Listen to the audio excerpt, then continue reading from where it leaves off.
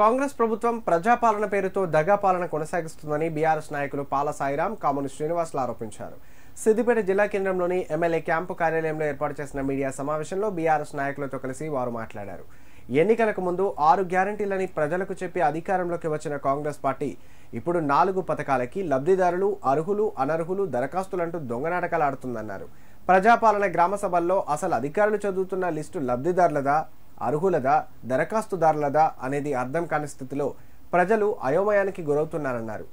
కాంగ్రెస్ ప్రభుత్వం ఏర్పడ్డాక ప్రజాపాలన అని ఒకసారి, సమగ్ర కుటుంబ సర్వే అని మరొకసారి, ఇప్పుడు గ్రామ సభలంటూ దరఖాస్తులు తీసుకుంటుంది తప్ప ప్రజలకు కాంగ్రెస్ ప్రభుత్వం చేసింది ఏమీ లేదన్నారు. ఎన్నికలకు ముందు ప్రభుత్వం ప్రజలకిచ్చిన హామీలను నెరవేర్చేంత వరకు బీఆర్ఎస్ పోరాటం చేస్తుందన్నారు. మేము కన్సిడర్ చేస్తామని చెప్పి సార్ ప్రెస్ మీట్ పెట్టి నిలదీసినాక కొంచెం తలొగ్గి అచ్చేసిండ్రు. ఈ ఇంక్లూజన్స్, అడిషన్స్, డిలీషన్స్ విషయంలో కూడా రేషన్ కార్డులలో నీకు ఫలానా రేషన్ కార్డు మంజూరు అయింది అని ఒక స్పష్టంగా ఏ గ్రామ సభ అధికారి, ఏ వార్డు అధికారి ఎవరికి హామీ ఇవ్వలేకపోయింది. మేము ఈ విషయం కూడా చెప్పినాం.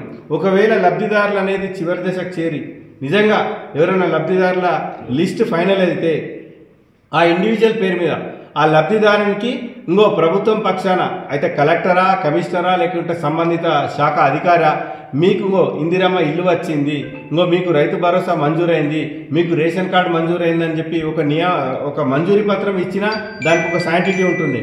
కేవలం తూతు మంత్రంగా ఇచ్చిన దరఖాస్తుల లిస్టు పేరు తప్పి ఎవరు కూడా ఎక్కడ ప్రజలు రివోల్ట్ కాకుండా ఏదో సద్దుమనుగా చేసేటట్టు తూతు మంత్రంగా ఈ ప్రజాపాలన సభలు నిర్వహించారు. దీన్ని మా బీఆర్ఎస్ పార్టీ పక్షాన ఖండిస్తూ, ఒకవేళ అసలు నిజమైన అర్హులు ఎవరో గుర్తించి ప్రతి లబ్ధిదారునికి అన్ని పథకాలు 6 గ్యారెంటీలు చేరేదాకా ఈ కాంగ్రెస్ పార్టీ వెంట బీఆర్ఎస్ పడుతుందని చెప్పి తెలియజేస్తున్నాం. ఉమ్మడి కుటుంబాలు ఉన్నాయి.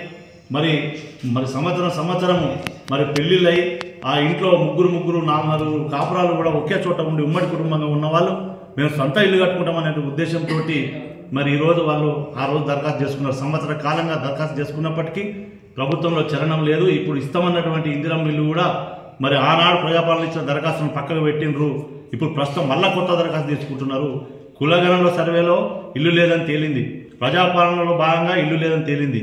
అయినప్పటికీ ఆ 2 అంశాలను పక్కకు పెట్టి మళ్ళీ ఇప్పుడు కొత్త దరఖాస్తులు, ఈ దరఖాస్తుల పేరుతో కాలయాపన చేసి వచ్చే స్థానిక సంస్థల ఎన్నికల్లో లబ్ధి పొందేందుకు ప్రజలను వంచనకు గురి చేయడానికి, నమ్మబలకడానికి ఈరోజు ఈ పథకాలు ప్రవేశపెడుతున్నారని ఈ సందర్భంగా భావించవలసి వస్తుంది.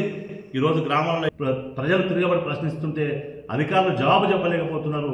వాళ్ళు ప్రశ్నిస్తే వాళ్ళని అడ్డుకునేందుకు పోలీసులను అడ్డు పెట్టుకుని గ్రామ సభలను నిర్వహించేటువంటి దుస్థితి ఈరోజు కాంగ్రెస్ ప్రభుత్వానికి దాపురించిందని ఈ సందర్భంగా తెలియజేస్తాం.